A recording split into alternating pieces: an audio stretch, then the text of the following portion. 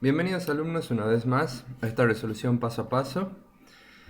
Hoy trabajaremos sobre el trabajo práctico número 8, que incluye ejercicios tanto de movimiento circunferencial uniforme como de movimiento circunferencial uniformemente variado. En estos videos nos centraremos en los primeros tipos de ejercicios, en circular uniforme. El ejemplo del problema dice lo siguiente: tenemos una partícula, tiene una determinada masa, se mueve en un plano horizontal sobre una circunferencia de radio de 20 centímetros, con una rapidez constante a razón de 240 revoluciones por minuto. Dice que en un tiempo t igual a 0 pasa por un punto llamado A, y en t igual a 0,40 segundos pasa por un punto llamado B. Y nos pide que determinemos varios valores de esta partícula, ¿sí? Periodo, frecuencia, velocidad angular, etc. Ya iremos uno por uno. Empecemos con un pequeño repaso, ¿sí? En el movimiento circunferencial uniforme, entonces sabemos que el módulo de la velocidad tangencial, o sea, la velocidad que lleva la partícula, el módulo de esa velocidad se mantiene siempre constante, aunque la dirección de esta velocidad está cambiando constantemente. Ahora, tiene que haber una fuerza neta que apunte hacia el centro de esta circunferencia, la que vamos a llamar fuerza centrípeta, y esta fuerza va a ser la encargada de hacer que la partícula gire en la misma circunferencia. La fuerza centrípeta a su vez genera una aceleración centrípeta, también respondiendo a lo que es la segunda ley de Newton. Y en ejercicios posteriores, cuando tengamos que calcular la sumatoria de fuerzas y demás, siempre vamos a tomar el eje X apuntando hacia el centro de la circunferencia. Supongamos entonces que tenemos una partícula en un determinado punto y tiene una posición angular inicial que vamos a llamar phi sub 0. Si esa partícula gira ahora en sentido antihorario, luego de un determinado tiempo ocupará una posición angular que llamaremos θ final. Ese θ final lo podríamos calcular como la posición angular inicial más la velocidad angular omega por el tiempo. Todos los ángulos en este tipo de ejercicios los vamos a estar midiendo en radianes, ¿sí? No en grados, sino en radianes. Así también podríamos hablar de un desplazamiento angular, delta de phi, que lo calculamos como la posición angular final menos la posición angular inicial. Como bien dijimos, esta partícula está girando en sentido antihorario con una velocidad angular omega, y omega lo podemos calcular como el desplazamiento angular sobre el diferencial del tiempo. Al estar en un movimiento circunferencial uniforme, esta velocidad angular se mantiene constante, y la vamos a medir en radianes sobre segundo. Aunque lo correcto sería hablar del vector velocidad angular. El vector velocidad angular, en este caso, está en el centro de la circunferencia y saliendo de la pantalla. ¿Cómo hacemos para determinar esto? Con la regla de la mano derecha. Nosotros con la mano derecha vamos a girar nuestra palma en la misma dirección en la que está girando la partícula. Y el dedo gordo nos indicará la dirección del vector velocidad angular. Ahí en pantalla tienen otros ejemplos. Bien, asociado también a la velocidad angular podemos hablar de la velocidad tangencial, que es la velocidad v que lleva la partícula, la velocidad con la que solíamos venir trabajando, esa que se mide en metros por segundo. Como bien dijimos anteriormente, la velocidad tangencial se mantiene constante, el módulo de la velocidad tangencial se mantiene constante, aunque su dirección está cambiando en el tiempo. El módulo de esa velocidad la podemos calcular como la velocidad angular omega por el radio de la circunferencia. Como el radio de la circunferencia y la velocidad angular se mantienen constantes, la velocidad tangencial también debe mantenerse constante. Y como dijimos anteriormente, la medimos en metros por segundo. También asociado a este movimiento podríamos hablar de la frecuencia f, que lo calculamos como la velocidad angular omega sobre 2pi. Y la frecuencia f nos dice cuántas vueltas por segundo completa esta partícula. La unidad de la frecuencia es Hertz, ¿sí? Lo representamos con H mayúscula y Z, y equivale a 1 sobre segundo. Muy asociado a la frecuencia también tenemos lo que es el periodo, lo calculamos como 1 sobre la frecuencia, lo medimos en segundos, y me dice cuánto tiempo se demora la partícula en completar una vuelta entera.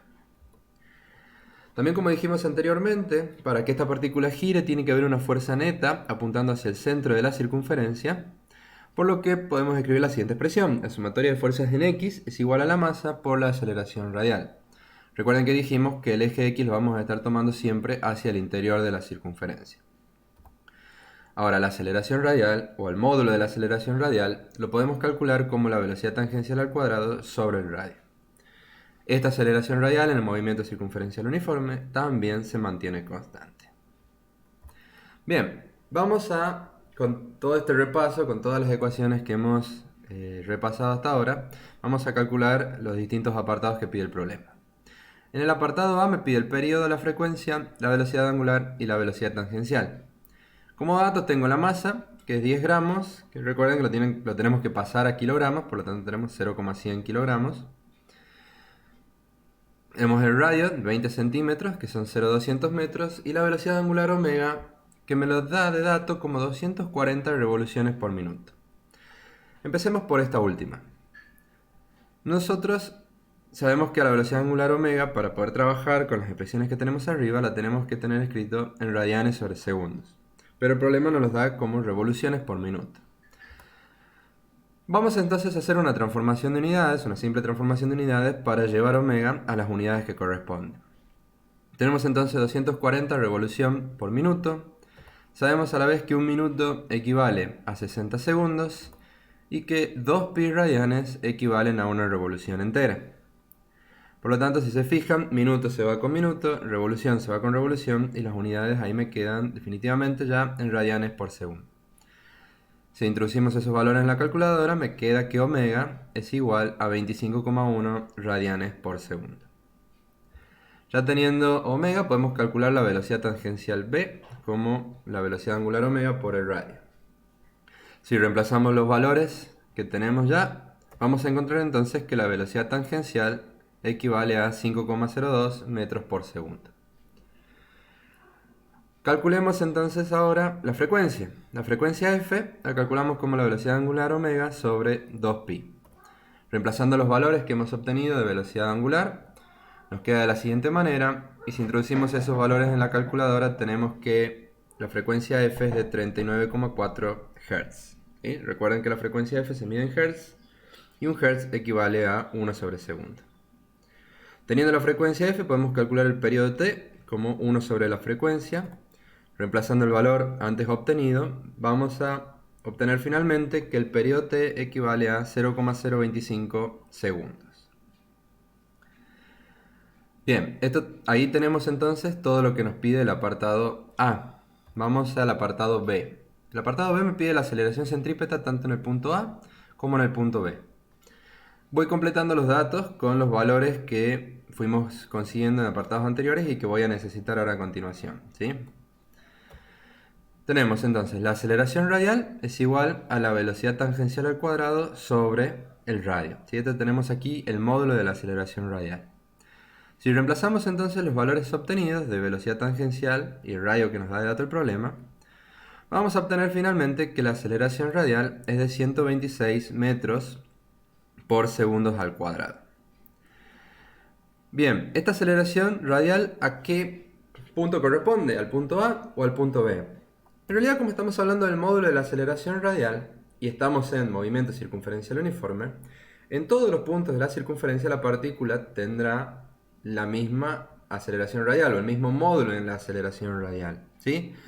Lo que sí va a ir cambiando es la dirección de esta aceleración radial. Siempre va a estar apuntando hacia el centro de la circunferencia. Entonces, independiente si estamos hablando del punto A o del punto B, la aceleración radial vale 126 metros por segundo al cuadrado. Avancemos entonces al punto C, que nos pregunta el módulo de la fuerza neta. En un movimiento circunferencial uniforme, como dijimos anteriormente, toda la sumatoria de fuerzas en X darán como resultado la masa por la aceleración radial. Por lo tanto, la fuerza neta que nosotros tenemos sobre la partícula será igual a la masa por la aceleración radial, que ya la calculamos anteriormente, y nos queda finalmente que la fuerza neta es de 12,6 newton. Nuevamente, este módulo de la fuerza se mantiene constante en toda la circunferencia, pero la dirección va cambiando tal que siempre apunta hacia el centro de la misma. Por último, podemos avanzar al apartado D, que es el desplazamiento angular y la longitud de arco. Podríamos usar la expresión, la posición angular final es igual a la posición angular inicial más la velocidad angular por el tiempo, ¿sí? Ahora, si calculamos a partir de esto el desplazamiento angular, que era la posición angular final menos la posición angular inicial, vamos a obtener que es directamente igual a la velocidad angular, omega, por el tiempo t. Y el problema me dice que el intervalo de tiempo entre A y B es de 0,40 segundos. Por lo tanto, si reemplazamos los valores, me queda que el desplazamiento angular termina dando de 10,0 radianes. ¿Sí? Obviamente completa más de una vuelta en ese intervalo de tiempo. También podemos calcular a partir de esto la longitud de arco, delta de S, que lo podríamos ver más o menos como la porción de perímetro que circula en este instante de tiempo. De esa manera podríamos más o menos tener una idea de lo que es la longitud de arco. Y lo calculamos como el desplazamiento angular por el radio. En este caso, si reemplazamos los valores, obtenemos directamente que la longitud de arco delta de S es de 2 metros.